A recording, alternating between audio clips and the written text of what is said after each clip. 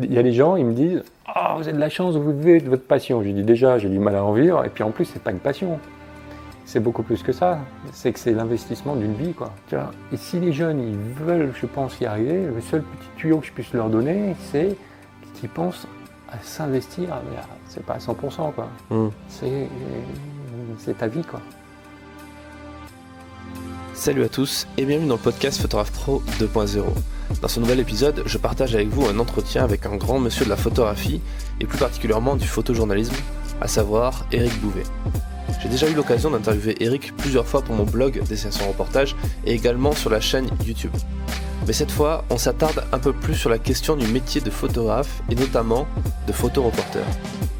D'ailleurs, j'en profite pour vous dire que si cette thématique de photoreportage vous intéresse, je vous propose davantage de contenu sur mon nouveau blog photographestratège.com photographe-stratège.com. Je vous laisse en compagnie de Eric Bouvet et vous souhaite une bonne écoute.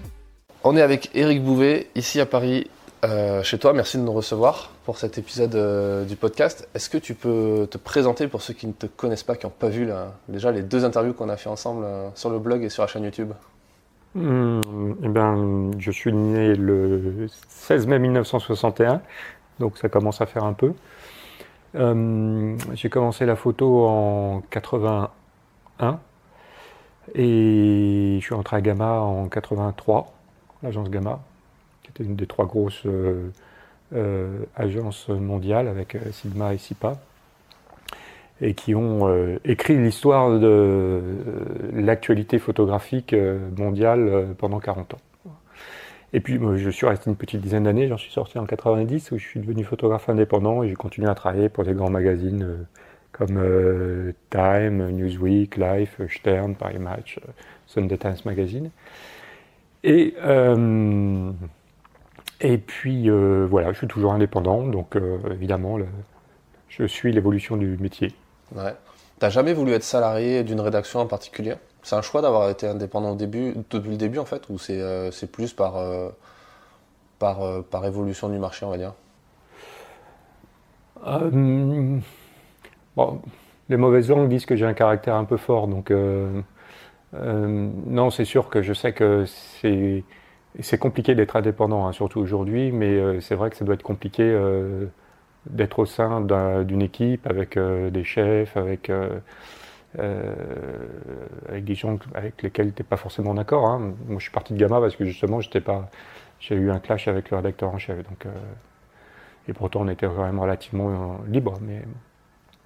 Donc, aujourd'hui, franchement, on me dirait il y a une place de salarié, je la prendrais, oui. Parce que le métier est devenu tellement difficile.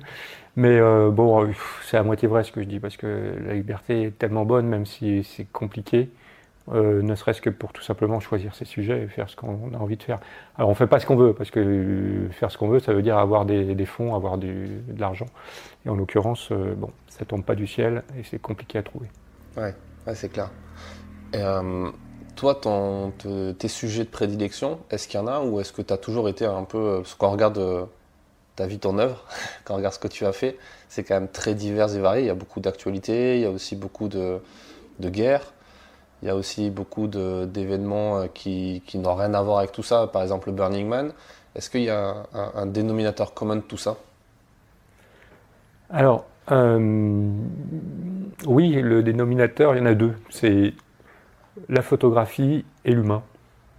Parce que quand on regarde sur mon site, sur les centaines d'images qu'il y a, d'ailleurs qui est vraiment plus bon, il faut que je le refasse. Enfin bon, c'est un peu compliqué de faire un beau site. Et sur les centaines d'images qu'il y a, je crois qu'il n'y en a que deux où il n'y a pas d'homme ou de femme, enfin, où l'humain n'est pas représenté. Et quel que soit ce que j'ai fait, que ce soit en news, que ce soit en magazine, que ce soit en auteur, que ce soit en documentaire, que ce soit là justement sur quelque chose d'un petit peu plus contemporain, ou des portraits évidemment, il y a toujours de l'humain. Voilà, c'est mon dénominateur, ouais, c'est ça. Ouais.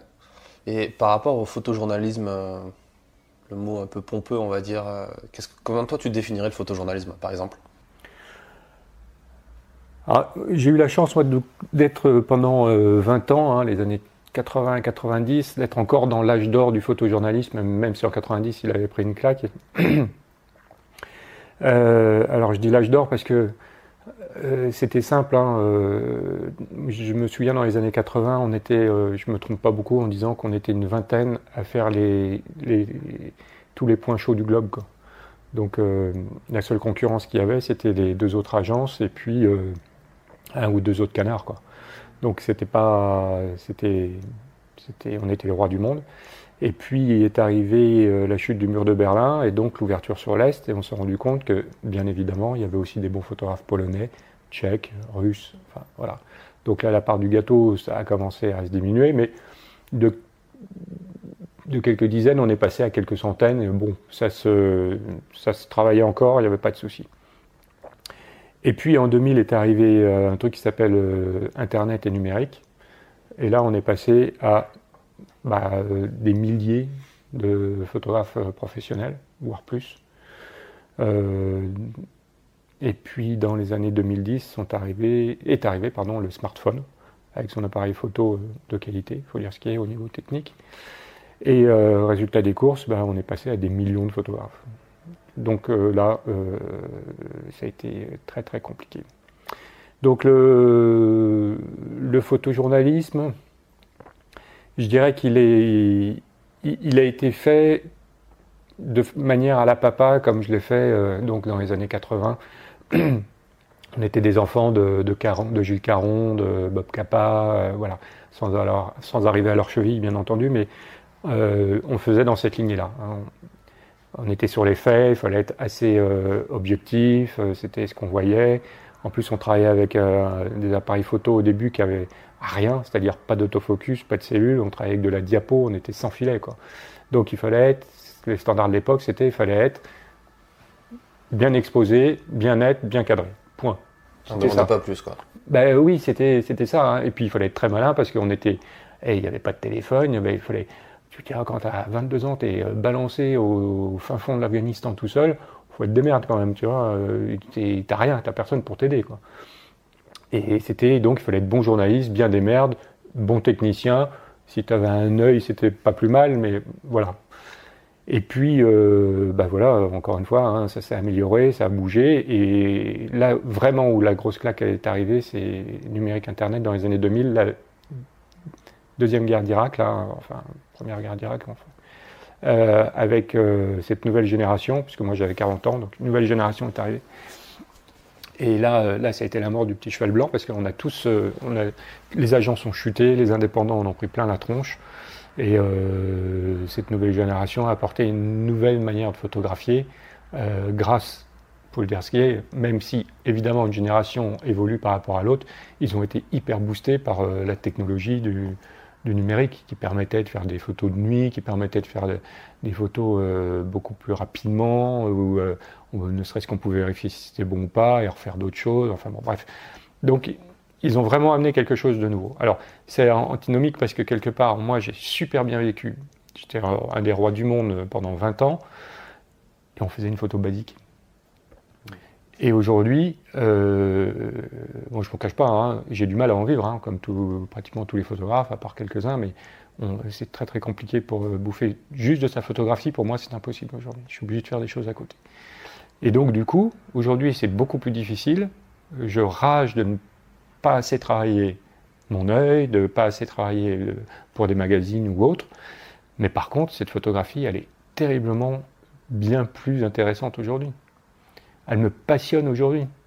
Moi, je peux dire que merci à cette technologie du numérique et de cette nouvelle génération qui m'ont flingué, parce qu'ils m'ont fait réfléchir. Alors évidemment, ça ne s'est pas fait d'un coup. Hein. J'ai eu la période où je suis tombé dans le trou, mais alors plus de boulot, plus rien, abandonné de tous.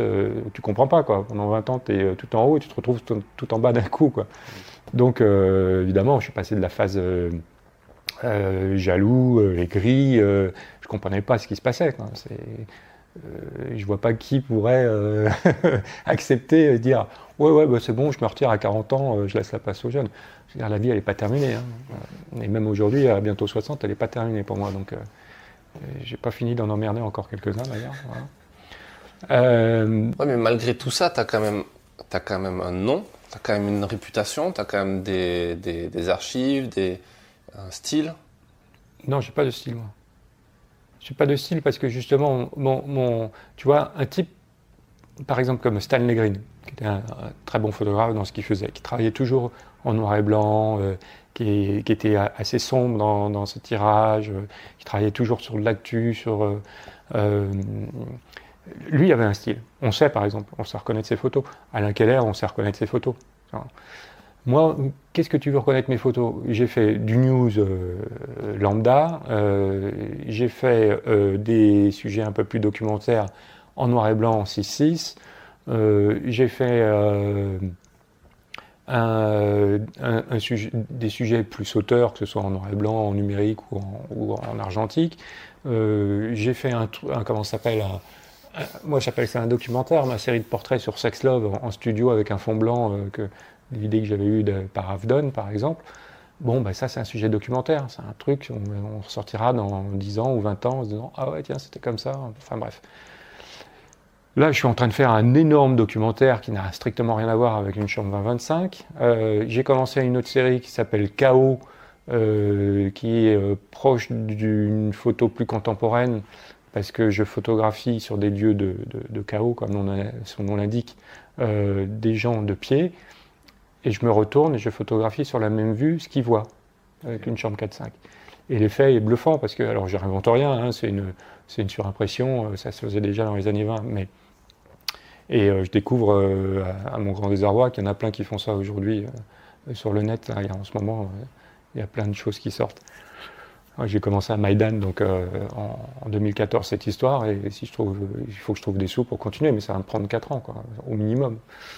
Donc, et sans parler de la série Rainbow Family à la chambre, Polaroid, qui n'a strictement rien à voir non plus, qui est à moitié auteur, à moitié magazine, à moitié ce qu'on veut, à moitié série de portraits, enfin bref.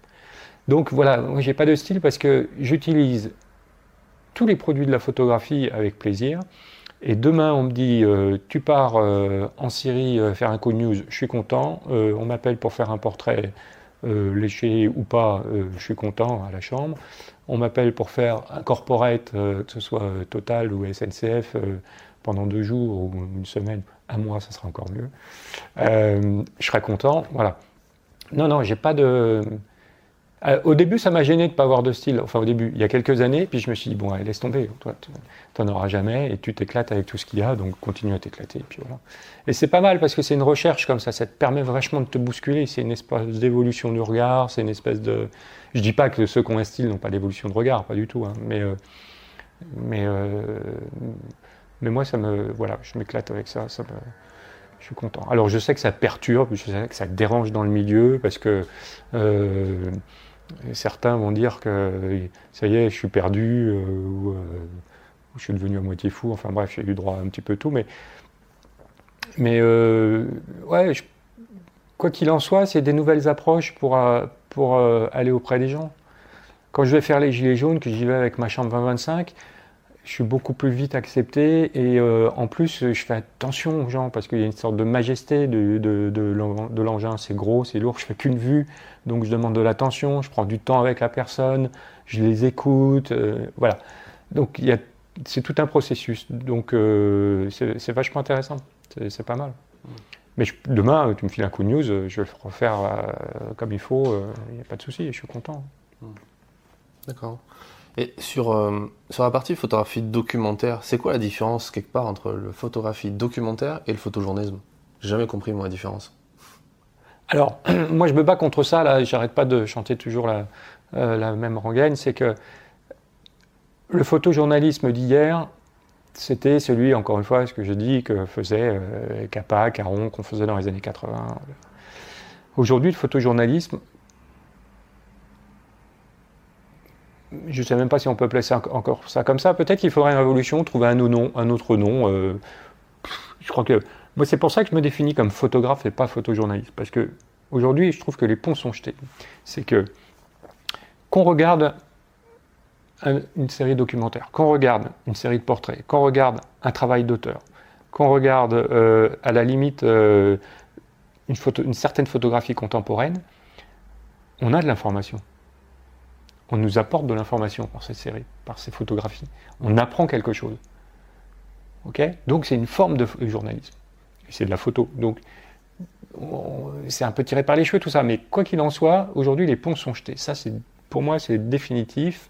Je suis sûr que il faut arrêter d'appeler ça du photojournalisme seulement que un sujet société ou un sujet news qu'on fait avec un réflexe. Je suis désolé, moi je suis allé en Tchétchénie en 95 avec un blad en noir et blanc. Quand on regarde la série, mais c'est peut-être un des travaux qui m'intéresse le plus que j'ai fait.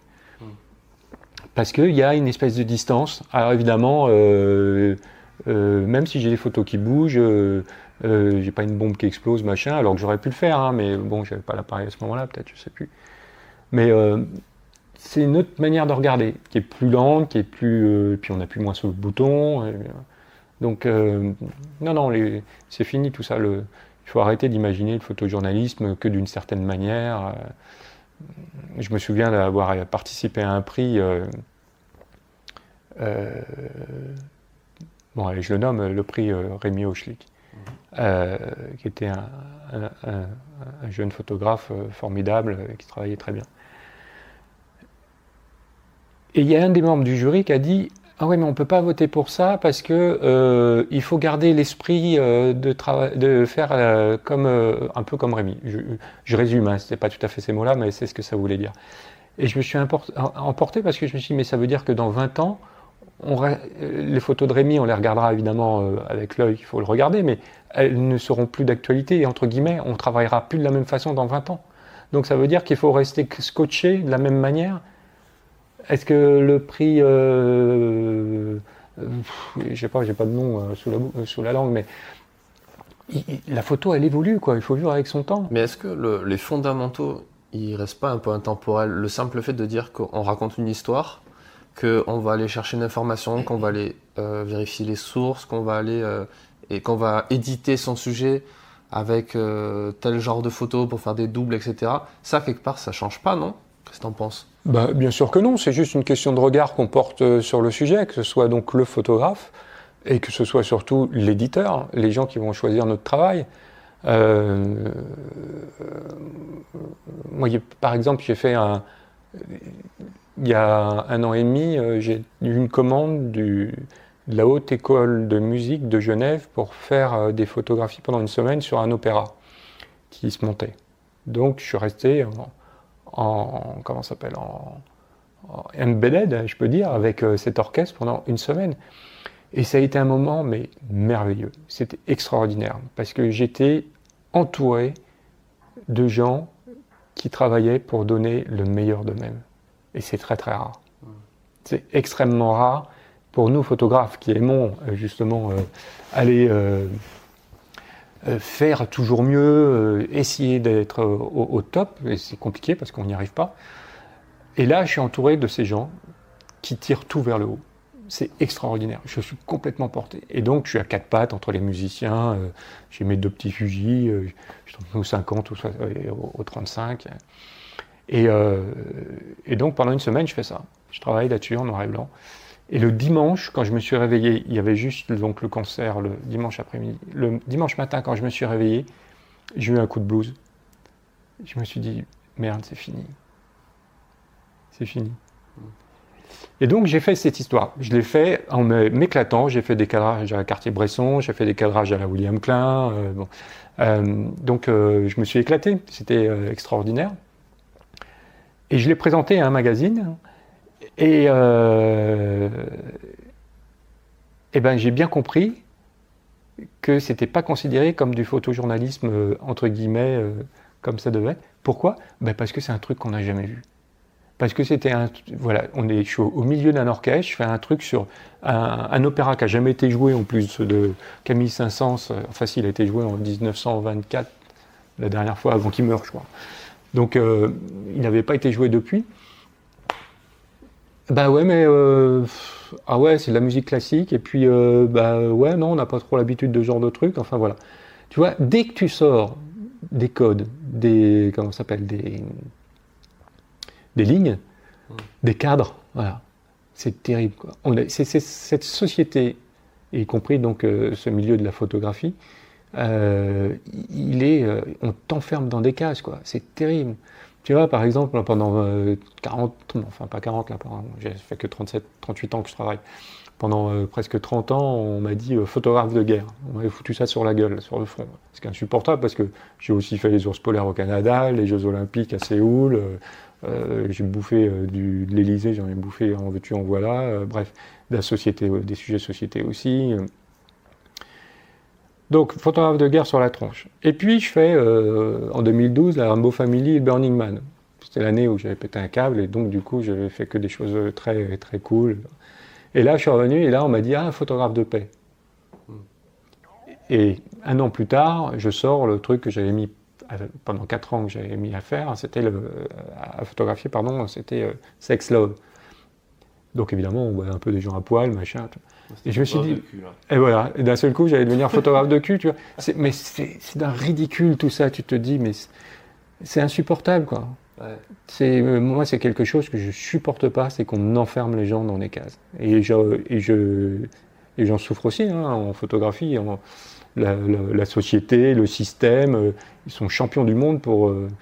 Il n'y a qu'à voir certains festivals, hein, tu peux pas faire sortir d'autres choses parce que c'est cantonné à ça et surtout pas d'ouverture.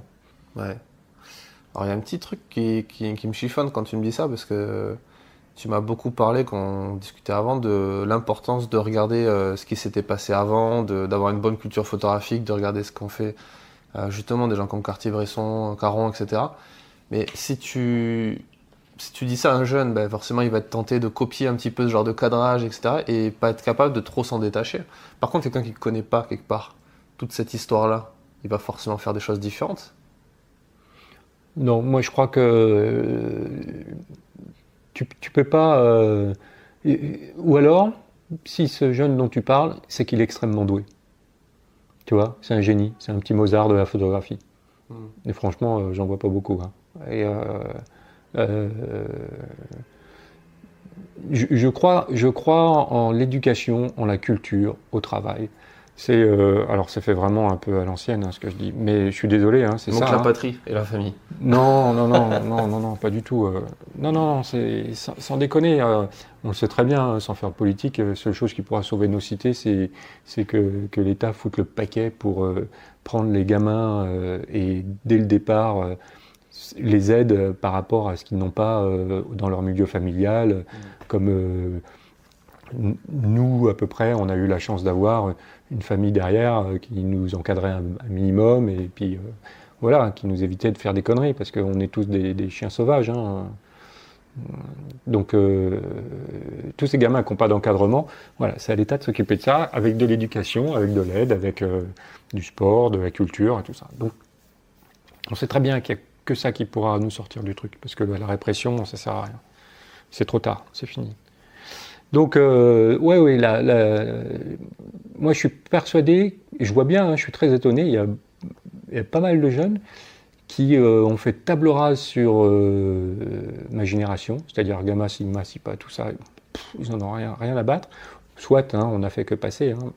Mais y compris sur avant, hein, comme tu disais, Cartier-Bresson, Gene Smith, Kappa, et en remontant donc. Sans parler des Paul Strand, tu te dis, mais comment on peut faire de la photographie sans connaître tout ça? Et j'irai plus loin, comment on peut faire de la photographie sans ne pas s'intéresser à la peinture? Tiens, regarde la lumière qu'il y a derrière nous. Regarde, tu vois? Ben là, ça serait quoi comme style? Ben, ça serait Ruysdael, un peintre hollandais. Voilà, il travaillait beaucoup ces lumières comme ça, très contrastées, avec des gros nuages noirs et des rayons de soleil qui pètent. Mais là, du coup, quand tu fais ça, tu t'enfonces directement dans une case toi-même, en fait. Non, parce que justement, j'ai des, je vais pas dire des signaux dans la tête, mais je sais, et c'est un plaisir de se dire, quelque part que, tu vois, tout à l'heure j'ai dit, j'ai fait des photos à la Cartier-Bresson ou à la William Klein. Alors je sais qu'il y en a qui vont dire, putain, il est prétentieux le mec. Mais non, c'est, je dis pas que c'est de la même hauteur ou de la même valeur, mais c'est dans ce style-là. Moi je pense qu'au contraire, tu n'es pas assez prétentieux quand tu dis ça, parce que justement, tu t'inspires du style de quelqu'un d'autre. En fait, tu empruntes le style de quelqu'un d'autre. Quelque part, c'est un peu comme si tu copiais. Ouais. Mais après, les mots ont une importance. Mais c'est plus de l'inspiration. De toute façon, tout le monde s'inspire de tout le monde, à force de regarder des images sur Instagram, etc. Et tant mieux, quelque part, parce que ça fait avancer le truc. Mais c'est quand même... Toi, tu penses qu'il faudrait quand même passer forcément par cette case-là, éducation de l'image, à travers les grands noms de la photo ou de la peinture, pour ensuite trouver son propre style? Non, tu sais, trouver son propre style, je pense qu'il y a des bases dans la vie, quoi. À part, encore une fois, sauf si t'es le Mozart de la photo, quoi. Mais sinon, t'as des bases, t'es obligé de t'éduquer. T'arrives pas comme ça... Tu sais, c'est comme la lecture, c'est comme les livres. Je suis pas sûr qu'il y ait beaucoup d'écrivains aujourd'hui connus qui n'aient pas lu les grands classiques. Ouais. Tu sais, tu te formes ton socle, quoi. Je dis pas que c'est pour copier ou pour faire pareil, mais tu sais ce qui a existé, tu sais ce qui a été fait. Et bon, après, on en fait ce qu'on en veut. Hein.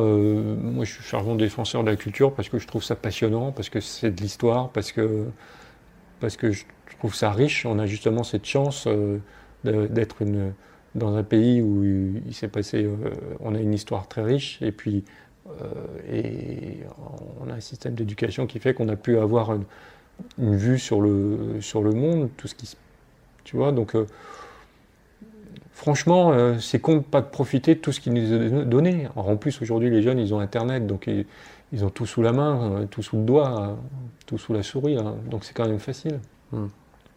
Non, c'est primordial, je pense que c'est primordial. Alors comment on fait ça? Parce que le problème de la photo ou des photographes aujourd'hui, c'est qu'il y a très peu de formations. Or, il y a plein d'écoles de journalisme qui naissent partout, mais qui sont parfois plus des sortes d'usines d'Afrique c'est bien, ça fait bosser des journalistes, des photojournalistes qui vont être intervenants, etc. Mais ça reste quand même derrière. La promesse, elle n'est pas forcément pertinente. Tu vas pas retrouver un CDI d'un coup au bout de 2 mois. Et en plus, dans ces formations-là, par exemple les écoles photo, il y a des grosses lacunes sur tout ce qui est comment tu te vends, comment tu te brandes, comment tu crées ton image, comment tu arrives à trouver des clients, etc. Par contre, je ne sais pas ce qu'il en est sur la partie culture. Est-ce que toi qui as intervenu dans des écoles photo? Ouais. Non, mais ça, je pense que... Alors, elles sont toutes différentes, hein, donc c'est compliqué d'en parler de tout en même temps, mais ouais, effectivement, j'en ai fait plusieurs en tant qu'intervenant. Certaines, effectivement, sont plus axées sur la technique, d'autres sur, comme tu disais, comment se vendre et tout le tralala.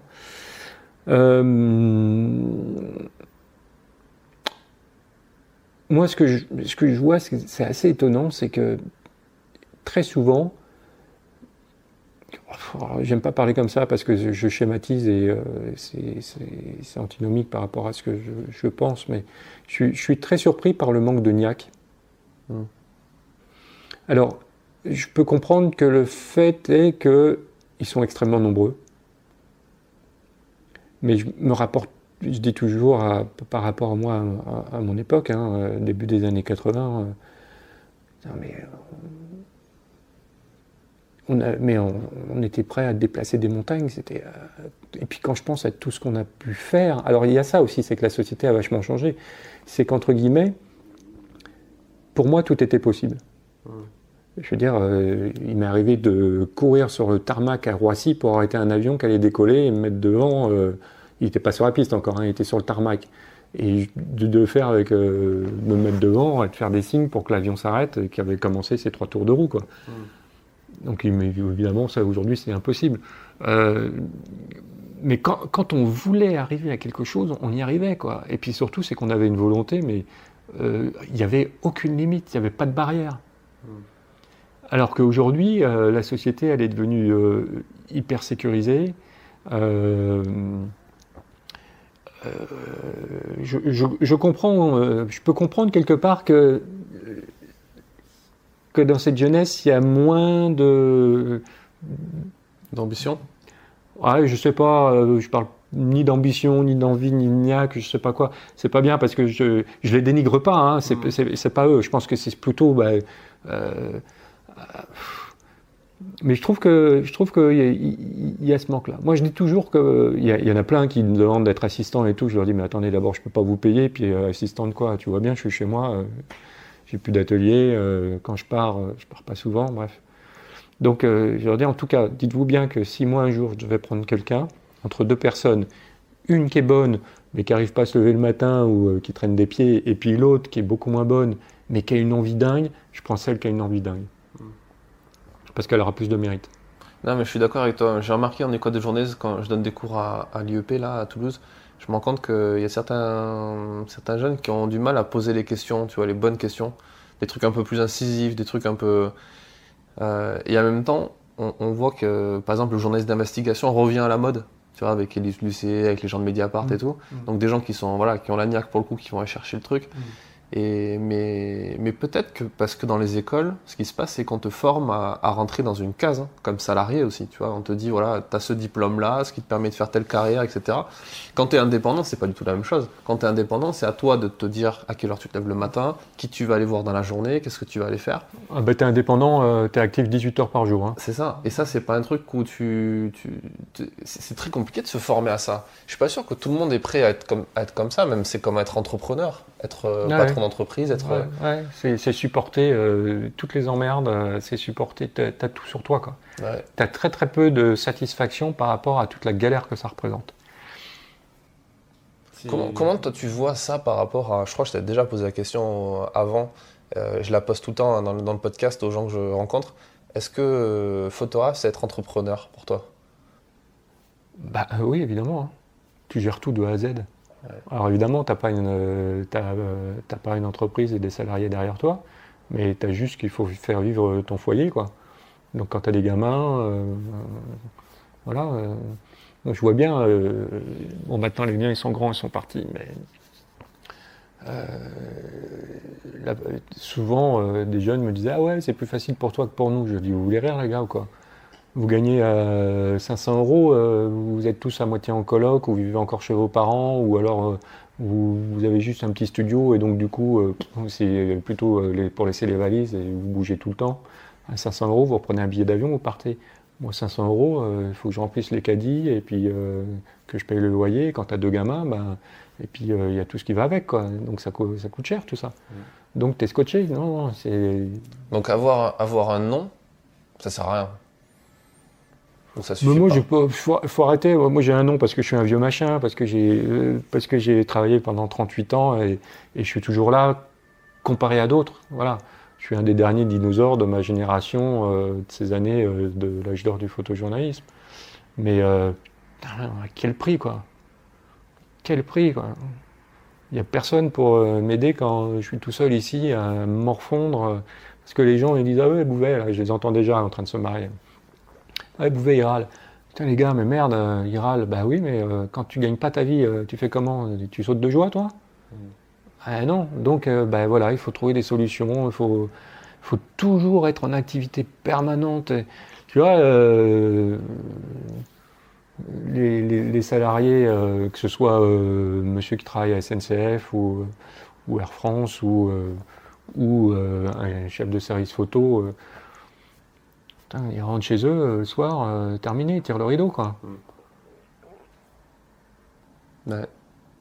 C'est pas la même pour un indépendant. À 17h, c'est fini. Moi, à minuit, je suis encore sur l'ordinateur, en train de chercher des idées, en train de chercher des contacts, en train de monter quelque chose, en train d'essayer de trouver des ronds. Et puis à 6h du matin, bing, je suis encore avec l'iPhone, en train de regarder les news, et puis d'essayer de trouver autre chose, de voir si un tel m'a répondu, enfin bref. Ouais. Par rapport à... On a parlé de pas mal de choses. Pour revenir sur la photo de presse, il y a l'éternelle question de l'objectivité de la presse, surtout aujourd'hui à l'heure des gilets jaunes où les journalistes sont quand même pas forcément les mecs les plus aimés sur le terrain. Aux photojournalistes, on va demander parfois même plus qu'un simple rédacteur d'être subjectif dans ses propos. C'est-à-dire d'aller chercher un tel type de cadrage, raconter tel type d'histoire de telle façon. Quelque part, j'ai l'impression que le photojournaliste peut ne pas avoir à être aussi objectif que ses camarades rédacteurs ou ou genre de radio ou JRI, qu'est-ce que t'en penses toi de ça? Il y a bien longtemps que j'ai compris qu'il fallait plus faire une photo objective, hein. C'est celle que je faisais, encore une fois, avant, hein. Aujourd'hui, la photographie, elle se doit d'être encore plus subjective, évidemment. Et puis surtout, c'est que ça permet à ceux qui y vont de se démarquer. Moi, je le vois bien, hein. Alors c'est un risque, hein, on le sait, hein, de se démarquer, c'est possibilité de se prendre une gamelle parce que c'est un choix qu'on aura fait et qui n'intéressera personne. Mais en tout cas, on apportera quelque chose de différent. Et franchement, il y a très peu de fois où ça n'a pas marché. Ne serait-ce que je vais donner un exemple tout simple. Les Jeux Olympiques à Séoul en 88. Je me retrouve, je suis donc tout seul et je me retrouve avec 10 types de AFP, 10 de Reuters, 10 d'AP, 10 de Sport Illustrated, 10 de Vendu Stat, à l'époque les agences photo, bref. Qu'est-ce que je vais aller me foutre à l'arrivée du 100 mètres? Ça sert à rien. Ça sert strictement à rien. En plus, les mecs, ils appuyaient comme des dingues. Ils avaient les boîtiers, ils faisaient presque 10 images secondes à l'époque, ce qui était énorme. Moi, j'avais mes vieux Nikon. Voilà. Je suis allé un peu partout, les endroits interdits, j'allais me planquer, j'attendais, je faisais des photos par des axes que les autres n'avaient pas, des moments d'attente, des moments... Voilà. Et avec ça, rien qu'avec ça, à moi tout seul, j'avais rempli un tiers du magazine Life. Et je me souviens très bien, et c'est extraordinaire, Kodak avait amené une chaîne Kodachrome qui développait sur place, quoi. T'imagines, des Kodachrome développés sur place, donc on shootait avec du Kodachrome. Et donc pareil, hein, là c'était presque 20 heures par jour qu'on bossait, parce qu'en plus on attendait nos films la nuit, et t'éditais tes films, et puis t'envoyais. Et il y avait le magazine Life qui était sur place. Et moi, à l'époque, je ne le connaissais pas, il ne me connaissait pas. Et un beau jour, il y a David Burnett, qui est quand même photographe de renommée mondiale, et qui vient sur mon épaule et qui me dit « Alors, c'est toi le nouveau chouchou de Life ?» Je ne savais pas, tu vois. Et là, tu dis « Bon, d'accord. » Ça a été vendu par Gamma, du coup? Non, j'étais tout seul là. J'avais fait un intermède parce que justement Gamma n'avait pas voulu m'envoyer au JO, donc j'avais claqué la porte, je leur ai dit j'y vais tout seul. Et t'avais contacté Life directement? Non, c'est sur place que Life, j'avais pas bossé pour eux encore à cette époque-là. Et comment ils ont eu tes photos? Parce qu'ils étaient sur place, parce qu'ils venaient voir les photographes qui éditaient leurs photos sur place. Okay. Voilà. C'est fou, ça n'existe plus, ça. Non, ne serait-ce que déjà de monter une chaîne Kodachrome à l'autre bout du monde, tu vois. C'était incroyable. Et les éditeurs étaient sur place. Ouais. Donc voilà. Donc franchement, faire différent. Alors on se prend des gamelles. Hein. Ma série Sextov, ça m'a coûté 15 000 €. Je l'ai vendu. J'ai vendu 2 tirages à 600 et 2 ventes à 600 €. Donc tu vois, j'ai pris un gros bouillon, mais c'est pas grave. Ça a fait jaser. Les gens l'ont vu. Moi, ça m'a affirmé dans ma... T'es devenu photographe de cul? Non, ça m'a affirmé dans le fait que je suis persuadé que c'est comme ça qu'il faut faire, c'est-à-dire qu'il faut garder la dignité des gens. C'est-à-dire par là que j'ai eu, suite à ça, je ne sais pas comment, parce que la série a traîné sur le net, je ne sais pas comment CNN International, le site web de CNN International est arrivé là-dessus. Il m'envoie un mail un jour et il me dit « Ah ouais, on voudrait bien avoir la série pour notre site et tout. » Parce que j'étais très étonné parce qu'on connaît le puritanisme des Américains. Et je lui dis « Bah oui, ok, d'accord. » Et puis il me renvoie un mot, ils me disent « Oui, mais on a besoin des 5W, voilà, qui, que, quoi, où, comment, bref. » Et je leur dis « Oui, mais alors justement, là, c'est pas possible parce que j'ai fait justement ce sujet en respectant les gens. C'est-à-dire que pour moi, il est hors de question mettre... Patricia, 33 ans, prostituée, Robert, 20 ans, gay, enfin mettre sous les photos qui est quoi, qui fait quoi, tu vois. Donc j'explique au départ, il y a un bon pavé, tu vois, ça fait une expo, un bon pavé d'explications, et en dessous il n'y a rien. Et les gens se promènent et ils regardent, et ils se font leur propre avis, quoi. Encore une fois, voilà, c'est le propre de la subjectivité, hein. Tu te donnes la clé, c'est aux gens d'ouvrir la porte. On ne peut pas faire plus simple comme explication, tu vois. Ils m'ont renvoyé je ne sais combien de mails, ça a même été jusqu'au téléphone, je me souviens très bien ici, là j'étais appuyé sur la rambarde, ils m'ont bassiné pendant je ne sais pas combien. Et à la fin, ils m'ont dit bon, ben alors à ce moment-là, on peut inventer des noms, on peut dire autre chose sur les gens. Je dis mais vous n'avez pas compris quoi. Vous ne pouvez pas respecter l'auteur et la dignité des gens de garder justement cet anonymat et de pas les mettre dans une boîte, tu vois. Ouais. Et ben ils m'ont dit donc c'est ta dernière parole. Je leur ai dit ouais. Imagine-toi comme je suis con quand même, hein, parce que quand même un sujet signé de ton nom qui passe sur le site web de CNN International, c'est des millions de vues. Ça paye combien ça, CNN? Oh, mais ils ne payaient pas énorme, hein, c'est du web. Mais gagner 200 balles, quoi. Non, mais attends, les retombées, les retours auraient été énormes. Voilà. Donc, mais je suis en accord avec moi-même et voilà, c'est ce qui fait que tous les matins, comme dirait l'autre, j'ai pas de problème en me rasant. Bon, je me rase pas tous les matins, mais ça, je suis vraiment tranquille avec ça. J'ai aucune casserole, j'ai rien parce que j'ai toujours fait attention aux gens. J'ai toujours respecté les gens. Voilà. Non, en fait, c'est parce que je fais un gros sujet avec Yann Morvan, on est 2 photographes sur les Français. Et donc, voilà, pendant 1 an et demi, 2 ans, on travaille là-dessus. Et donc, les faits marquants font qu'effectivement, je me retrouve soit dans les Gilets jaunes, soit à l'Élysée, soit au 14 juillet, ou au Festival de Cannes, des faits qui sont très français, un petit peu marquants. Donc, le Tour de France, bref, des choses comme ça. Mais non, je ne fais pas de news avec. Hein. Du news, je pourrais bien continuer avec ma série KO avec une chambre 4-5, oui, parce que là, je peux faire des photos à la main levée avec. Mais la 20-25, non, je peux pas. Et d'ailleurs, c'est toujours étonnant parce que les gens sont persuadés que je vais faire ce qu'on appelait une plaque à l'époque, une photo extraordinaire, puisqu'on fait qu'une vue. Hein. Mais non, je leur dis, attendez les gars, vous avez tous fait une bien meilleure image que moi avec votre numérique, parce que vous pouvez cadrer facile, parce que vous pouvez bouger, parce que X raison de la chose. Moi, je choisis un plan. La plupart du temps, j'ai pas de profondeur de champ. Mon point, parce que ça reste un document de ce fait, de ce moment-là. Donc, ça rentre dans ma série. Ce qui est important, c'est que si tu veux, c'est pas que cette image elle va être incroyable. Loin de là, elle n'est pas incroyable. Elle est juste que dans ces 300 photos qui vont marquer cette histoire sur les Français là, de cette époque, eh ben, il y aura des moments où effectivement, oui, ce moment-là était important. Il fallait qu'il y soit.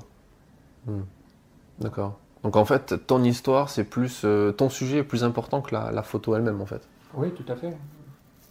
Est-ce que ça, c'est pas un peu le propre du photojournalisme dans les faits, quoi, justement?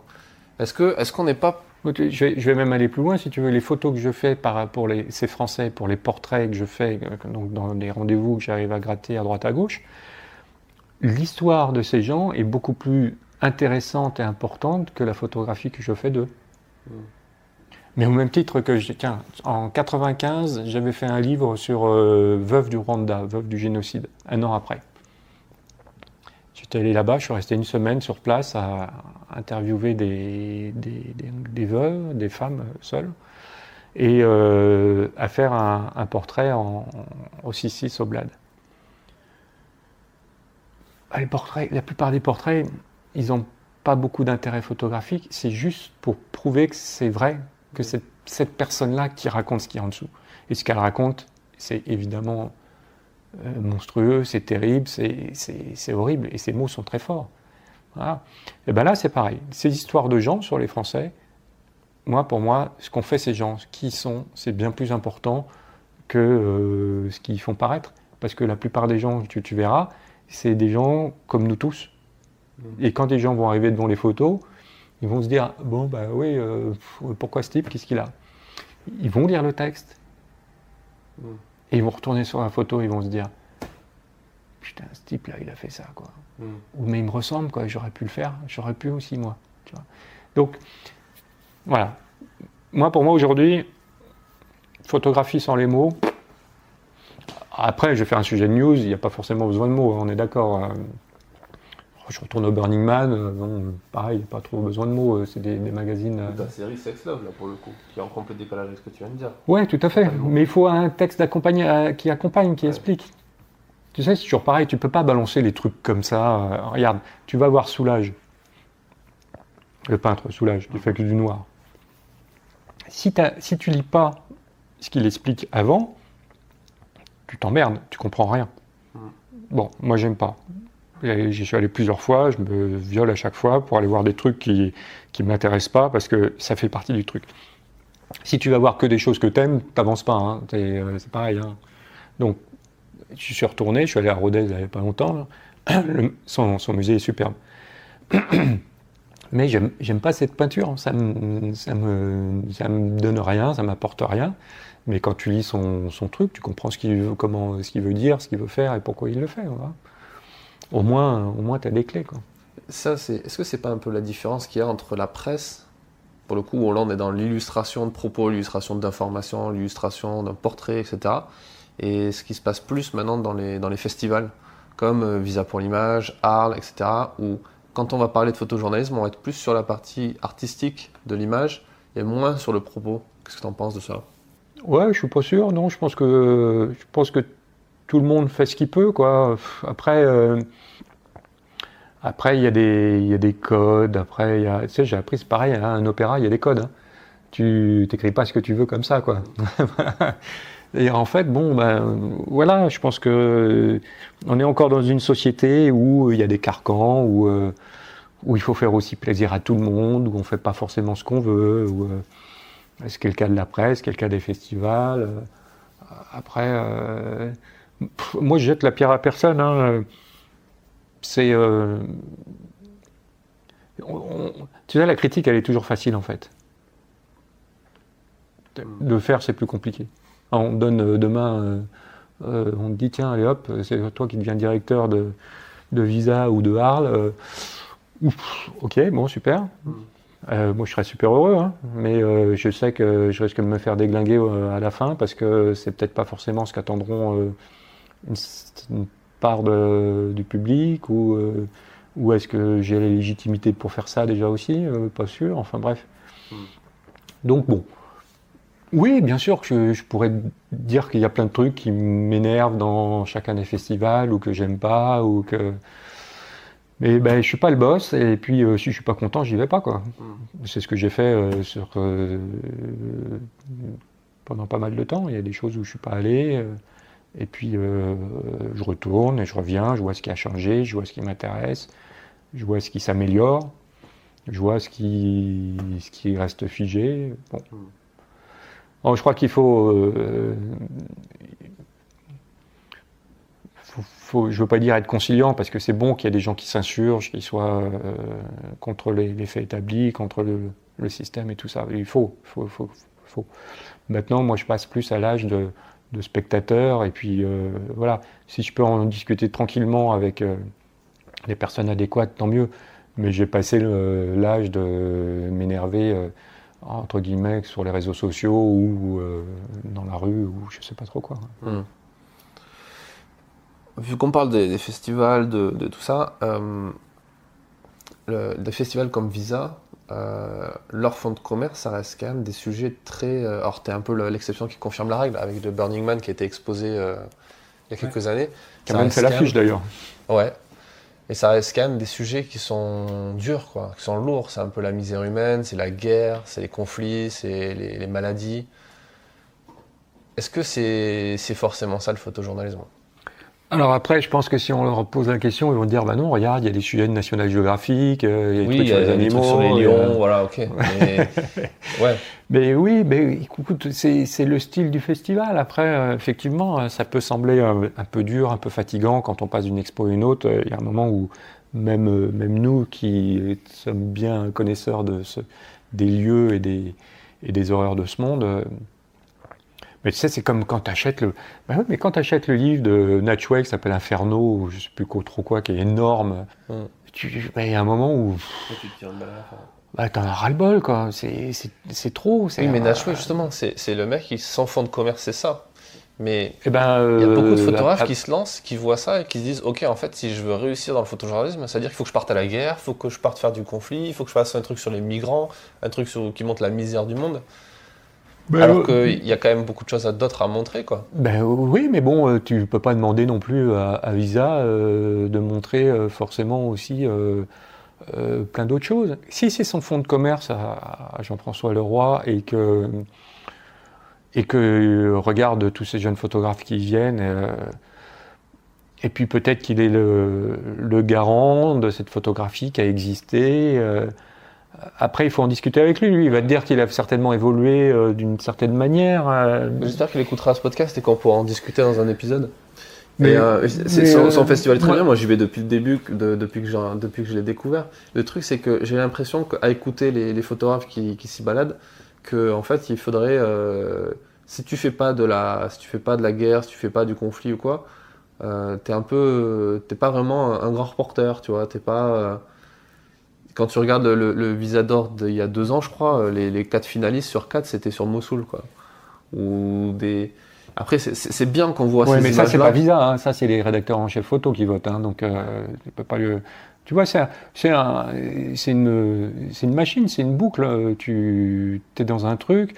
Après, putain, heureusement que ça existe. Je veux dire, regarde, ça n'existerait pas. On dirait, ah oui, photojournaliste, personne n'en parle et tout. Lui, c'est son fonds de commerce. Il parle, entre guillemets, pratiquement que de ça. On va pas s'en plaindre. Ouais. Après, il y a des trucs sur lesquels je suis pas d'accord. Je trouve que les diaporamas le soir, c'est beaucoup trop long. Il y a beaucoup trop d'images. C'est superbement bien fait, hein, la qualité des trucs, c'est génial. Mais je trouve que c'est trop long et qu'il y a trop d'images. On n'est pas, si je peux dire, on a l'impression qu'effectivement, il faut essayer de faire plaisir un petit peu à tout le monde. Mais ça a son intérêt. Après, voilà, moi je donne ces petites critiques gentiment parce que c'est facile de critiquer. Je veux dire, non, mais ça permet aussi aux organisateurs de s'améliorer. Ouais, mais bon, ils n'ont pas besoin de moi pour s'améliorer, tu vois. Après, il y a une autre chose aussi qui me gêne, par exemple, dans ce festival, c'est le fait que les expos sont toutes faites pareil. Après, évidemment, je suis presque sûr qu'il va te dire, la réponse c'est, bah oui, mais c'est des questions de budget. C'est que je crois qu'ils se resserrent des mêmes cadres chaque année, que les tirages ils sont ni trop petits ni trop grands, donc ça permet aussi au niveau budget des labos de pouvoir gérer tout ça, tu vois. Donc il y a une explication à tout, hein. Là, on est en train de parler, de critiquer gratuitement sans avoir la possibilité qu'on nous donne de réponse, mais et puis bon, c'est pas la critique méchante, c'est une critique. Mais voilà, tu vois, c'est ce qui me gêne, c'est que du coup, comme on est beaucoup dans le photojournalisme, comme tu disais tout à l'heure sur les horreurs de ce monde et tout ça, du coup, tu as une sorte de répétition et pas de lassitude, mais où tu as besoin de souffler, au même titre que ces superbes photos de Natchouet dans son bouquin. Il y a un moment où tu satures. Et là, du coup, tu peux pas te faire plein d'expos dans la journée parce que tu as l'impression que c'est très répétitif de par la mise en scène, la scénographie qui est pratiquement toujours la même dans la taille des images et de la disposition de... Alors heureusement, il y a des sites qui sont différents, hein. Voilà, donc là ça donne une coupure, mais c'est vrai que si on pouvait avoir des scénographies différentes, ça aiderait le spectateur c'est ce qu'on appelle du rythme, hein. C'est comme quand tu construis un magazine ou des choses comme ça, voilà. Mais oui, c'est ce que font très bien certains festivals comme Manifesto ou Map à Toulouse, où il y a justement cette scénographie qui permet de rythmer le truc. Et encore une fois, moi je me fais l'avocat du diable, mais c'est justement parce qu'il y a des gens qui pensent ça et que c'est intéressant d'avoir ton point de vue sur ça. Pour en finir avec ça, c'est toujours pareil. Je veux dire, c'est une grosse machine, hein, Vida. Hein. C'est pas, tu vois, putain. Tu veux changer les choses demain, et t'es obligé de les changer par petites touches, quoi. Tu peux pas faire une révolution. Ouais, tu peux pas. Et puis encore une fois, tu vois, c'est facile de dire, oui, moi je voudrais bien une scénographie différente et ça représente du pognon, tout ça. Il faut le trouver. Qu'est-ce qui manque, tu dirais, toi, à l'univers du photojournalisme aujourd'hui? C'est une question facile. Bah oui, il manque du pognon. Bien sûr, on part plus. Aujourd'hui, il n'y a plus personne qui part. Il y a 2-3 chouchous qui sont qui surfent sur la vague. Les gens ne partent plus parce qu'il y a des gens il y a des locaux. Bien sûr, oui. Il y a des bons photographes locaux. Et c'est bien aussi que ce système fonctionne pour ces gens-là. Mais évidemment. parce que si quand t'es en région, t'es dans ta petite ville et que tu vois un mec qui débarque de Paris, forcément ça fait un peu chier, tu vois. Enfin, mais qu'est-ce que... Il faut un peu tout ça, bien sûr, mais qu'est-ce qui manque, tu penses, dans la... Est-ce qu'il manque de la formation, de la culture? Est-ce qu'il manque de... Tu penses que c'est juste le modèle économique qui fait que... ce modèle économique, on est clairement dans le flou. Bah non, ça j'en ai parlé tout à l'heure, la formation à la culture, ça manquera toujours, il n'y en aura jamais assez.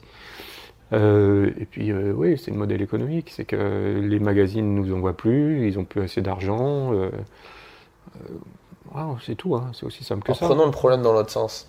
Parce qu'une rédaction qui ne peut pas payer plus, bon, ça m'arrive aussi de voir des collaborateurs qui me disent, enfin des clients presse qui me disent, je peux plus te payer autant qu'avant, donc du coup t'arrêtes.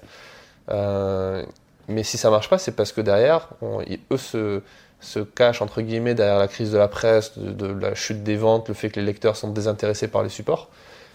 Mais ça, il y a peut-être une raison là-dedans. Qu'est-ce que toi tu penses de ça? Est-ce que tu penses que les gens ne lisent plus, n'achètent plus des magazines comme le Figmag, Paris Match, etc. Des gens qui ont perdu beaucoup de tirages. Pourquoi? Parce que les gens ne s'intéressent plus aux photos, ils ne s'intéressent plus aux reportages? Mais c'est la société qui change.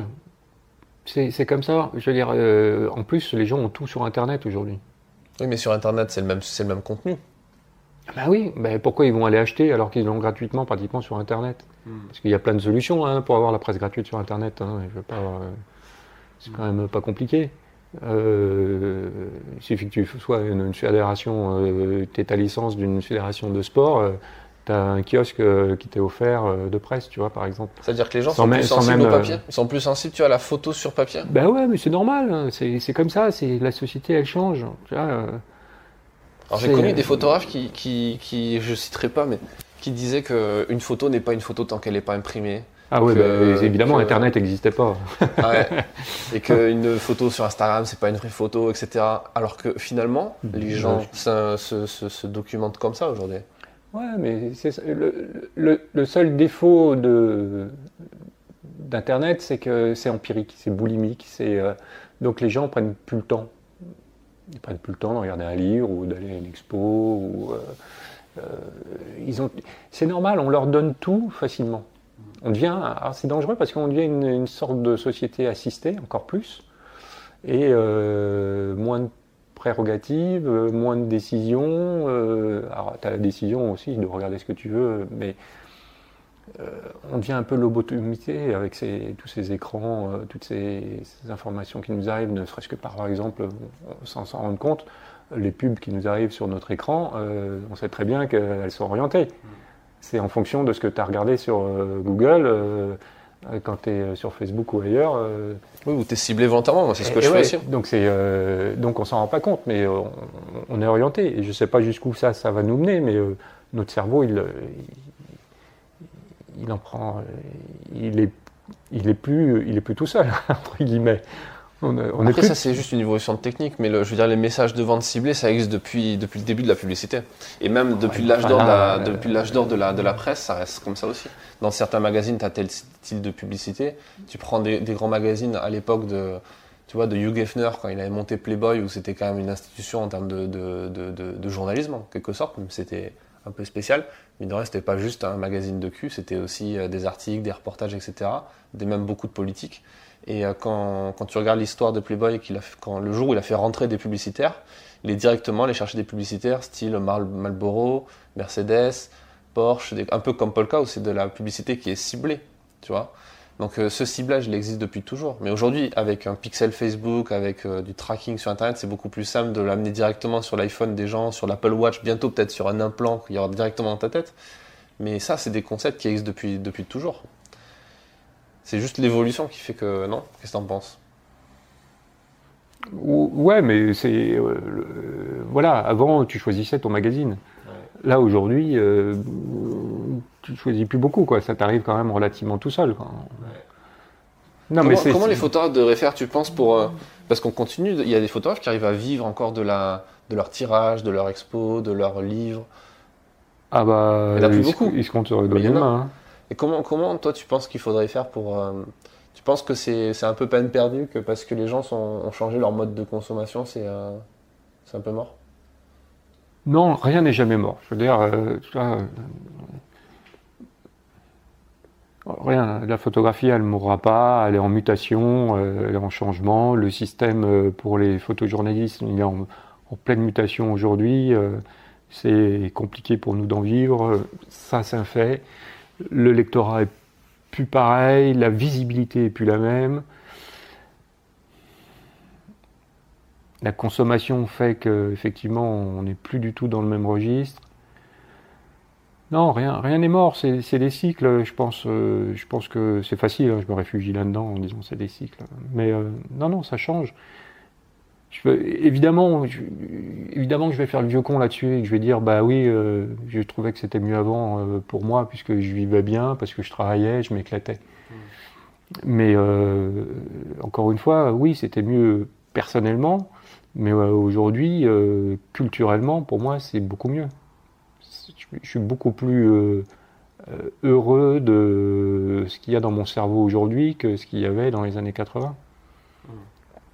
Parce que j'ai plus d'informations, parce que j'ai une société qui change, qui évolue, parce que j'ai des jeunes qui apportent une nouvelle photographie, parce qu'il y a des outils qui nous donnent d'autres possibilités. Regarde ce que j'ai fait sur les commandos russes en Tchétchénie en 95. Bah, ce que je ramène en photo, c'est presque pipi de chat, quoi.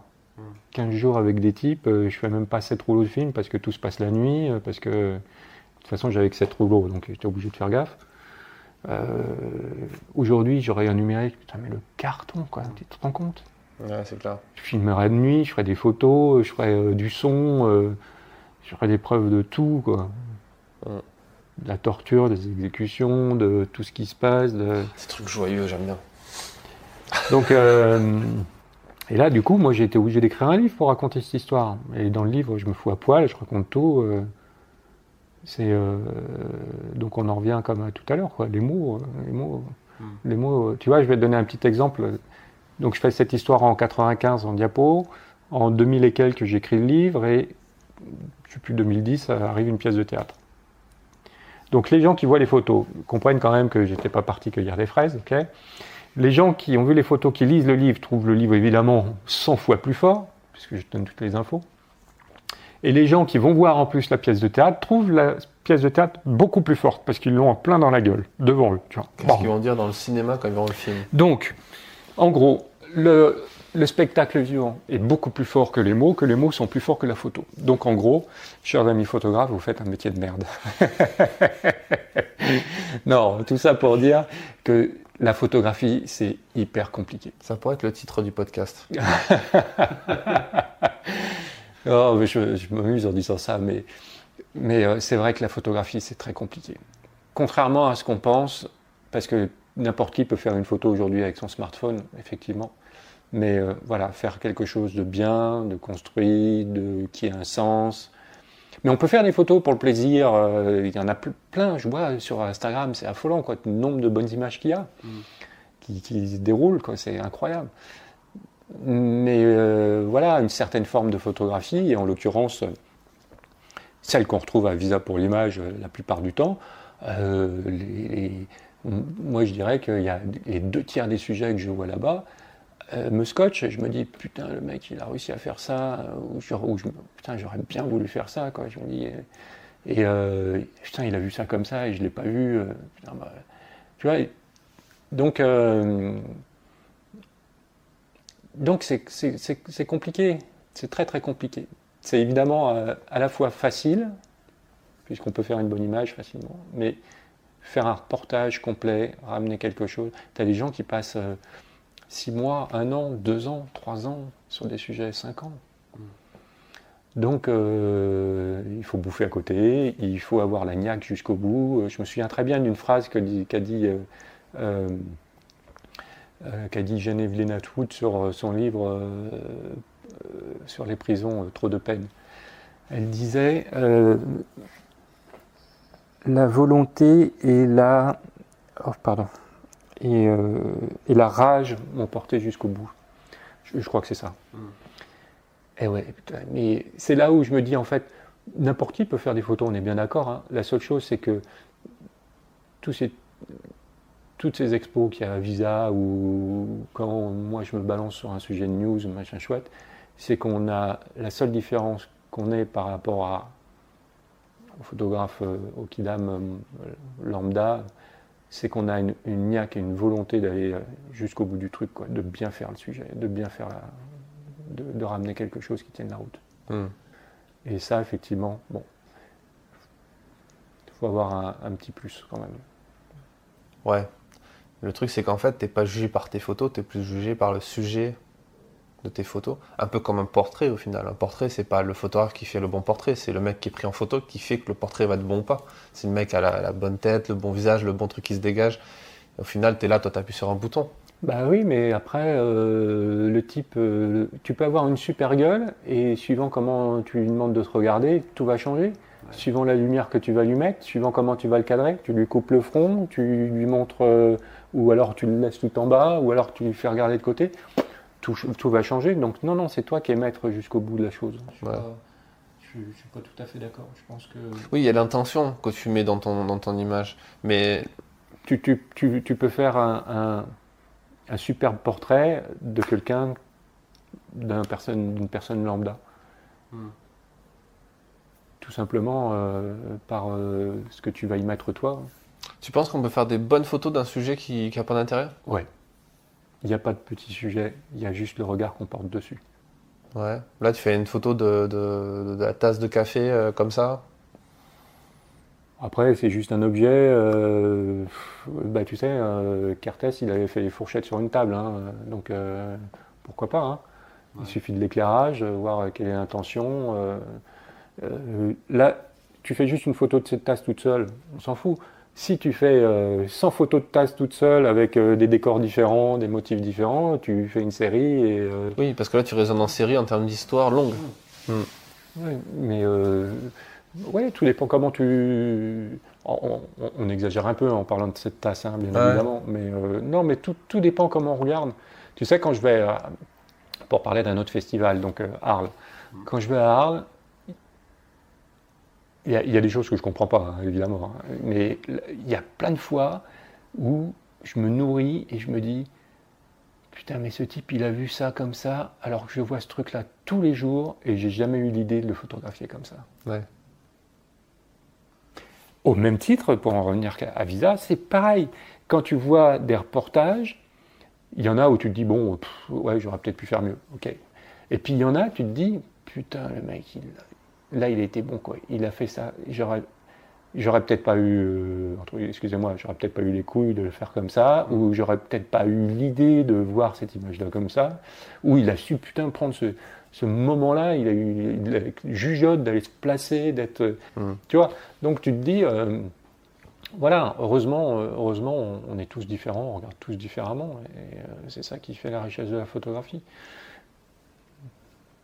Moi, je suis heureux avec cette photographie. Je suis malheureux de mon statut de galérien de la photographie, mais je suis heureux de mon œil et de mon cerveau qui me fait apprécier cette photographie qui est tellement vaste, quoi. Ouais, parce qu'au final, ça fait quand même plus de 30 ans que tu es dans ce que tu fais le même métier, que tu as cette passion quand même pour ça. Est-ce que c'est pas ça, quelque part, le succès dans la photographie? Est-ce que c'est pas de durer?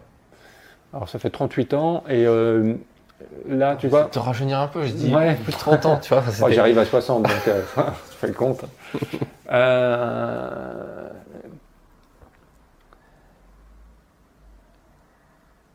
Merde, j'ai un trou. Ça m'arrive souvent ces derniers temps. Tu sais, est-ce que c'est pas ça le vrai succès, plutôt que de dire, ok, le mec pendant 10 ans, il va bien gagner sa vie, puis après, la roue va tourner, puis il va moins gagner sa vie, puis il va arrêter, il va abandonner, il va changer de boulot, il va faire un truc qui n'a rien à voir avec la photo. Et ça, c'est peut-être ça le vrai échec au final, de plus pouvoir faire ce que tu as vraiment envie de faire. Et toi, même si voilà, tu dis que tu galères, etc., tu restes quand même photographe, tu restes quand même Eric Bouvet, le photographe qui a fait beaucoup de choses et qui continue de sortir et faire des photos, et qui en plus le fait encore de façon décalée, alors que tu as beaucoup de jeunes qui se lancent et qui ne font que marcher dans les pas d'autres photographes et qui envisagent même pas. Franchement, j'ai rencontré des photographes, de jeunes photojournalistes qui ont la vingtaine, qui ont un discours beaucoup plus défaitiste que le tien, alors qu'ils n'ont même pas connu cette période-là et qui se disent qu'ils pourraient même pas comprendre comment faire pour se démarquer, revenir à l'argentique pour faire quelque chose de différent, tu vois. Ouais, mais c'est pas qu'une question de matériaux ou d'objets ou d'appareils, tu vois. C'est ce que je disais. Je suis allé donc un petit peu voir sur les manifs. Et je comprends hein, que tous ils se jettent sur le fait sur le moment où il se passe quelque chose, où il y a un tabassage, ou je sais pas quoi. Je peux comprendre, hein, je l'ai fait aussi. Après, j'ai vu très très peu de choses justement différentes qui sortent de ces manifs, et pourtant il y a la terre entière. Il y en a quelques-uns de temps en temps qui font des choses à côté ou qui s'intéressent d'une autre manière, mais c'est très rare. Parce que ça, c'est des choses qui ne sont pas achetées par la presse, qui ne sont pas diffusées. Oh, je parle du net, hein. Moi j'achète plus de presse, hein. C'est fini. Tu soutiens pas la presse Mais j'achète plus la presse, j'ai plus les moyens, je peux pas. Pendant 2-3 décennies, j'achetais 4 hebdos par semaine au minimum, j'achetais 4 mensuels, j'achetais 2 quotidiens par jour. Mais bon, tu fais le budget, voilà. Aujourd'hui, c'est plus tenable. Je peux plus. Donc, je passe mon temps effectivement sur le net à aller à voir ces articles, ces photos d'une manière différente. Mais non, ça m'énerve. J'arrive pas à retrouver ce que je voulais te dire.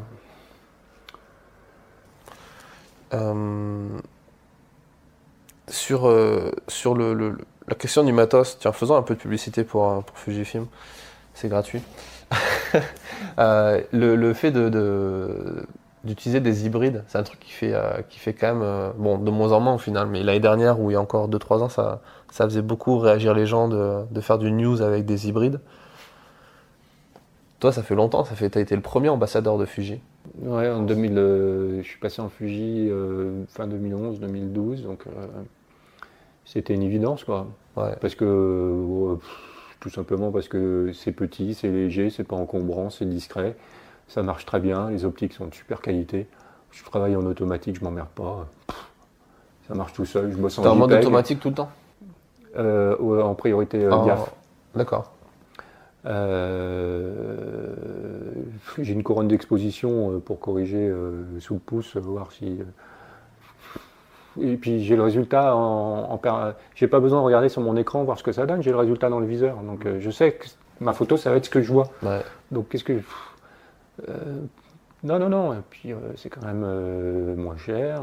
Et puis les optiques Fujinon, ce que les gens savent pas, c'est que ça existe depuis des décennies et la moitié des caméras du monde entier sont équipées en zoom Fujinon, tu vois. Donc c'est qu'ils savent faire quand même. Puis même pour voilà, page culture, Avdon, il avait justement un 360 Fujinon. Ok. Et le fait de basculer comme ça à la chambre et faire... T'es un peu en grand écart là. T'es sur la solution ultra facile avec les automatismes du Fuji. Et en même temps, tu rebascules en complet mode manuel, sans filet, sans rien. Ben oui, mais bon, ce que les gens savent, il faut qu'ils se mettent en tête, c'est que utiliser une chambre grand format, c'est plus facile que d'utiliser un numérique usine à gaz d'aujourd'hui. Tu me donnes une autre marque, un boîtier haut de gamme d'une autre marque que je ne connais pas, je vais mettre un temps fou dans les menus pour m'y retrouver, pour faire les pré-réglages, les machins, tout le bordel. À ma chambre, n'importe quel photographe peut s'en servir. Tu as 3 choses à faire. Tu as à régler le diaph, la vitesse, tout ça c'est sur sur l'objectif, pardon, et la mise au point.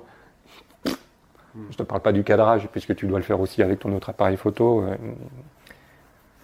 Voilà. Ouais. Diaph, vitesse, mise au point. Je crois que j'oublie rien. Il y a 3 choses à faire. C'est quand même plus rapide et plus simple que de rentrer dans un menu d'un appareil numérique aujourd'hui, quoi. C'est clair. Non, moi au contraire, je choisis la facilité là.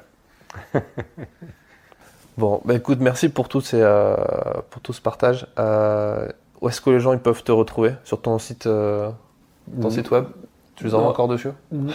Non, mon site, je cherche à le refaire parce qu'il est pas bon, je suis pas content, et puis il est vieux, quoi, il est obsolète, voilà, ça change vite. Hein, donc on passe un message, tu cherches un webmaster, tu cherches un graphiste. Non, mais il y a forcément des gens qui vont entendre ce message-là. Et sinon, oui, on peut me suivre sur Instagram, sur Facebook. Alors Facebook, j'ai une page, hein, parce que Ton profil mon profil, je fais attention parce que je m'étais fait avoir, après tu te fais vite déborder. Ouais. Mais j'ai une page où je mets les mêmes choses pratiquement. Hein, donc, et puis sur Instagram, ouais, je mets des petites photos presque tous les jours. Ok. Voilà. Super, ben merci. Ah oui, ça y est, j'y suis. Ça y est, c'est revenu, dis donc. Avant le coup près. Avant le coup près, dis donc.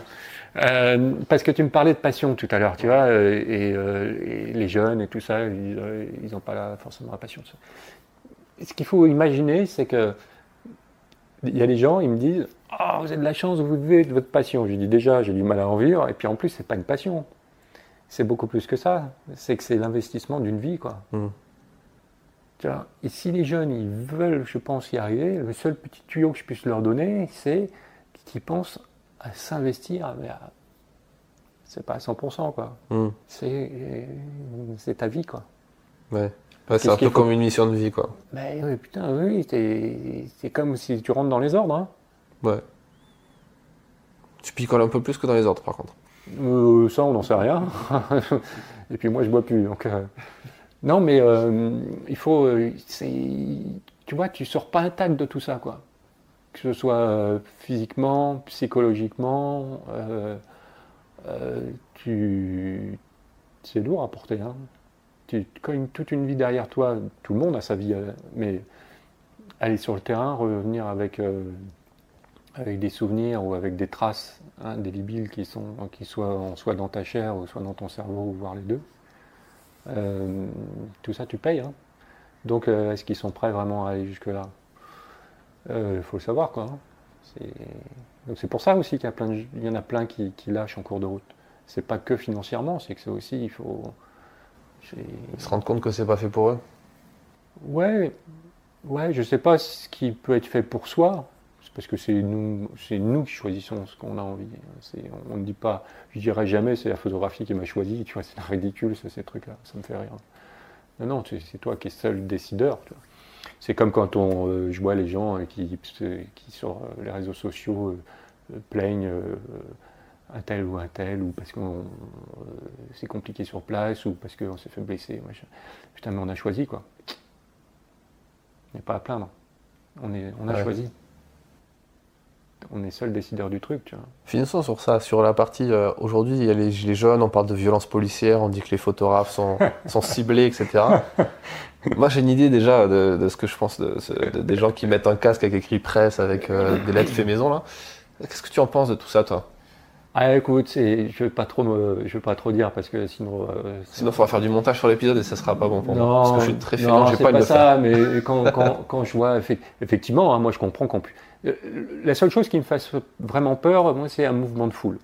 Voilà, c'est sûr que quand tu as 10, 20, 30, 50 gugus qui tombent dessus en commençant à gueuler, c'est paniquant, c'est extrêmement difficile. Mais que tu te prennes malheureusement un flashball, ou que tu te prennes une caillasse, ou que tu te fasses tabasser dans un coin, comme ça a failli m'arriver avec ma chambre en sortant des champs, eh ben ouais, ça fait partie du job, quoi. Ouais. Eh les gars, vous n'êtes pas en train de faire du macramé, hein. Si vous allez là-bas, vous savez que vous pouvez prendre des coups. Ouais. Donc à vous de choisir, tu sais, c'est comme d'aller sur un conflit. Tu choisis comment tu vas le faire. Tu vas en première ligne, tu sais qu'il y a des risques. Tu restes à l'arrière, tu bosses avec une ONG ou tu fais un truc sur une famille qui est dans le besoin, qui s'est foutu je sais pas où, qui est dans le malheur, bref. Voilà. Et tu le traites de façon plus société, d'une autre manière. Beaucoup moins news, ou d'une manière news magazine, où tu rapportes, bref. Bon, c'est malheureux, hein. Je suis désolé pour celui qui a eu ceux qui ont eu des blessures, que ce soit à l'œil ou ailleurs, où effectivement c'est extrêmement désagréable et c'est terrible. Mais les gars, vous savez où vous allez, quoi. Ouais. Donc quand je vois après que ça se plaint dans tous les sens, putain mais je vais vous emmener en Afghanistan, en Tchétchénie, Là, Tu sais qu'il y a- vous prenez l'avion du retour le premier jour à ce moment-là, quoi, si vous pleurez ici à Paris. C'est clair. C'est pas bien ce que je dis, hein, parce que je sais que ça va être mal pris. Je sais Non, que non, ça mais va non. être mal pris. Bah, Mais ouais, mais tant pis. il faut. En même temps, c'est une remettre les vérité. choses En même à- temps, c'est une vérité. Et qu'on soit d'accord ou pas avec toi, ça reste un fait. Moi, il y a un truc qui m'a particulièrement qui m'a vraiment choqué. Je sais pas si tu l'as vu, mais quand le journaliste dit, je sais plus, c'était iTélé, enfin ou CNews, je sais plus où, qui s'est fait lyncher justement par une petite foule là. À Toulouse C'était à Bordeaux. C'est pas fait lyncher. Non, à Bordeaux. À Bordeaux, c'est pas celui de BFM, pas celui où Ulrich a fait une photo. Non, celui où il y avait un garde du corps, et le garde du corps s'est fait frapper au sol. Il a perdu quelques dents, tout ça. Quand tu vois l'image il a fait une vidéo qui a été filmée au téléphone, tu vois des mecs qui coursent un type, un journaliste, qui le course, qui rude coup son garde du corps. Le mec avait un garde du corps sur une manif en France, c'est quand même un peu délirant. Toi qui as vécu des conflits en Afrique, où là, le garde du corps, il servait réellement quelque chose. C'est par leur rédaction. Ouais. Et quand tu vois justement ce mouvement de foule, moi ça m'a rappelé cette scène du film où tu vois tu sais, The Journey to Destination, où tu vois l'histoire vraie de ce journaliste, de ce photographe, ce jeune photographe anglais qui s'est fait lyncher, qui s'est fait tuer en Somalie pendant les événements et qui s'est fait tuer par une foule, il s'est fait arracher les yeux, etc. Alors le journaliste s'est juste fait frapper gentiment alors qu'il avait un casque et tout, d'accord. Mais c'est une foule, un mouvement de foule qui va frapper quelqu'un. Pourquoi ? Parce qu'il est journaliste et parce qu'il représente un univers médiatique, une profession même. Et ça, moi, ça m'a choqué, tu vois, particulièrement sur ça. Je sais pas si toi tu l'as vu, si tu l'as vu comme ça aussi, mais je trouve que si on est capable de faire ça à Bordeaux, c'est le même schéma que ce qui se passe en Afrique. Oui, mais c'est le problème de la foule. C'est que tu peux avoir un ou deux gugus qui vont donner le ton et la foule va suivre. Et c'est pour ça, ce que je disais tout à l'heure, hein. Moi, c'est ce qui m'a toujours fait le plus peur, bon, évidemment, c'est jamais très agréable d'être sous le feu ou des bombardements, mais un mouvement de foule, tu sais jamais comment ça va finir. Moi, plusieurs fois, j'ai cru que j'allais mourir parce que justement, être pris par une foule qui est en délire et puis qui commence à te tabasser et tu peux rien faire. Ouais. Même si tu as une arme, qu'est-ce que tu veux faire? Enfin, je veux dire, je me mets à la place des policiers du jour. Je voyais, je me dis, il sort son arme, mais c'est la fin, quoi, c'est fini, il faut pas. Non, c'est une foule, tu peux rien faire. Donc, je comprends la peur et la panique. Après, j'ai vu que les gars qui s'étaient fait un petit peu molester, machin chouette, qui ont droit à un mois de repos ensuite. Putain, faut pas déconner, quoi. Si moi, on me donnait un mois de repos, enfin, où je parle même pas de ceux qui se sont fait blesser. Non, mais ça, c'est le phénomène, c'est la société d'aujourd'hui. Tu vois, on en revient un petit peu aujourd'hui, c'est qu'on vient à une société de plus en plus assistée en tout, et c'est vachement dangereux. Parce que du coup, plus on est assisté, plus on nous fout le cerveau dans un espèce de carcan et on nous dit quoi faire, quoi. Il y a de moins en moins de place à l'initiative ou à la décision ou au moi. Moi, tu vois, je vais faire ça. Mais après, c'est toujours pareil, hein, tu vois, tu peux pas non plus reprocher à des jeunes qui ont jamais connaissent pas la violence ou connaissent pas des terrains de conflit, de se plaindre, de se prendre un flashball ou de se faire caillasser, c'est normal, hein. Alors, franchement, je serais à leur place, je trouverais pas ça agréable non plus. Je veux dire, même en sortant des champs, hein, j'ai failli me faire. Je me suis sorti du truc un peu par magie. Hein. Bon, j'ai un petit peu l'habitude, et puis j'ai eu de la chance, mais. Oui, puis quand on s'était croisé à Sivins, c'était pas non plus la cour de récré, quoi. Ah bah Sivins, ouais, l'histoire elle était belle là, où je me suis retrouvé quand même dénoncé comme flic et qu'on me recherchait, alors, c'était énorme ça. Quelqu'un m'avait... C'est vrai que t'as une bonne tête de flic, toi. Ouais, merci, c'est agréable. En général, on me dit autre chose aussi. J'ai droit à plein de gentils mots. Non, mais... il faut remettre les choses en raison, quoi, c'est tout. Mais bon, je serais très en colère d'être effectivement de prendre un flashball ou de me faire caresser, évidemment, je serais en colère. Mais de là à en faire ce qu'on en fait aujourd'hui, je sais pas. Je pense qu'il y a un peu de déraisonnement là-dedans. Mais bon, après c'est mon avis. Voilà, je pense qu'il y a beaucoup de gens qui vont être très en colère en m'entendant. Bon. Ouais, mais c'est pas grave. J'ai l'habitude. En tout cas, merci pour tout ça. Merci pour tout ce que tu as partagé avec nous aujourd'hui. Et à bientôt sur le terrain. Ouais, la prochaine fois, si vous le voulez bien. Merci. Cet épisode est désormais terminé. Si ce dernier vous a plu, partagez-le autour de vous afin de m'aider à faire connaître ce podcast. Pour aller plus loin et pour avoir plus de conseils sur le métier de photographe, je vous invite à visiter mon nouveau blog photographestratège.com. Merci pour votre écoute et à bientôt dans un nouvel épisode.